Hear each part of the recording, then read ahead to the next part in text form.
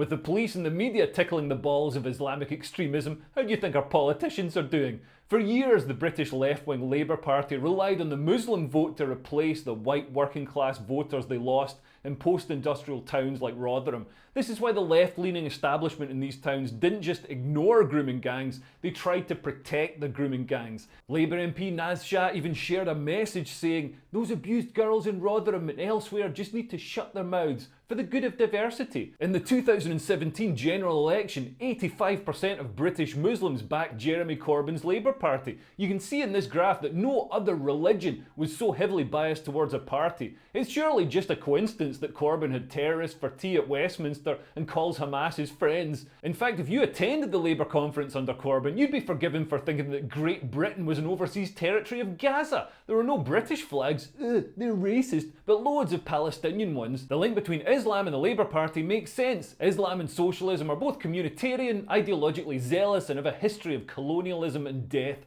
Hamas might want to wipe out all non-Muslims, but communism has put in the hard yards, killing an estimated 150 million people. Although Islam has mainly managed to keep control of the countries it's colonised. It's not a new thing. Labour leader Tony Blair opened the floodgates for immigration back in 1997. His right-hand man, Peter Mandelson, admitted 16 years later that it was a deliberate ploy to rub the right's nose in it and increase the long-term electoral majority for Labour by bringing in people who'd vote for them. It doesn't seem like a healthy democratic way to get votes. Instead of listening to British voters and doing what they wanted, Labour brought in people who voted the way Labour wanted them to. But once Labour had made this deal with the devil, they had to dance to the devil's tune. As they've done this week, a Labour-run council cancelled its remembrance parade out of health and safety concerns. Interestingly, the same council paid £8,000 towards a pride parade. Maybe if we rebrand the soldiers who sacrificed their lives for us as part of the fetish community, we can get our authorities to respect them. The cenotaph in London was stripped of British flags. The authorities rushed to make the excuse that they'd just been taken in for cleaning and would be returned shortly, which is a very convincing excuse. They've clearly only got one set of flags, like a student with one duvet cover.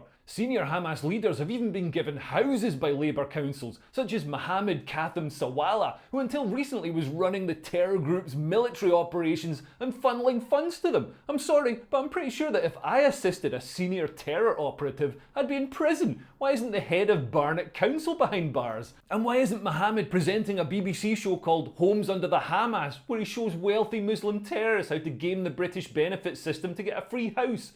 The all-party parliamentary group on British Muslims released a statement saying that recent divisive comments by the Home Secretary are leaving British Muslim communities in the United Kingdom feeling unsafe. Please spare a thought for the Muslims who feel unsafe during these marches calling for the extermination of Jews. Old Gulag Pants himself, Jeremy Corbyn, came down from the attic to say that Gaza is full of creativity. Yeah, and ISIS are an experimental dance troupe. To be fair to Jeremy, they have been very creative about where they hide their rocket launchers, in hospitals, schools and water tanks. This one reminds me of a school project to make a pen holder out of a washing up liquid bottle and some bog roll tubes. And they've been very creative about all that aid money that left-wing Western governments throw at the Palestinians. Estimates are that more than half of it gets spent on arming Hamas. Hey, at least it's getting funneled back to shareholders and weapons manufacturers in the West. And all the ruction made Labour leader Keir Starmer very nervous. The main criticism of Keir Starmer is that he's bland and doesn't take a stance on anything. He doesn't so much sit in the fence as spend 3 hours deciding whether to sit in the fence or not, running it past 5 focus groups, 3 special advisors,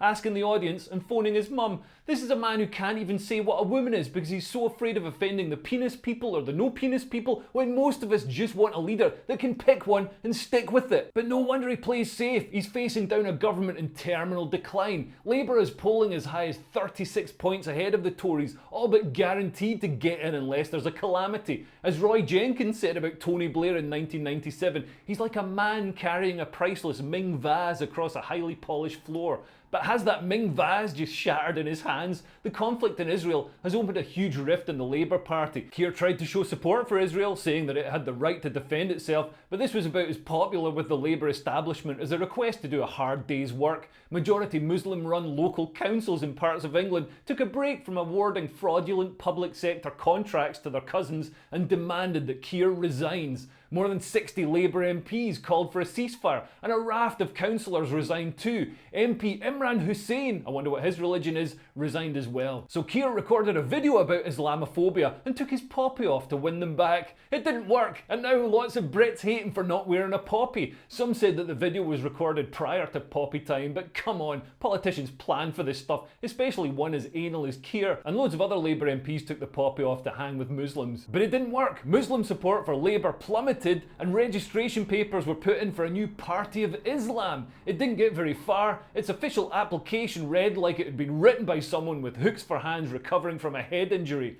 We are a party who has been created to help all of the minority in the land of Great Britain have a voice.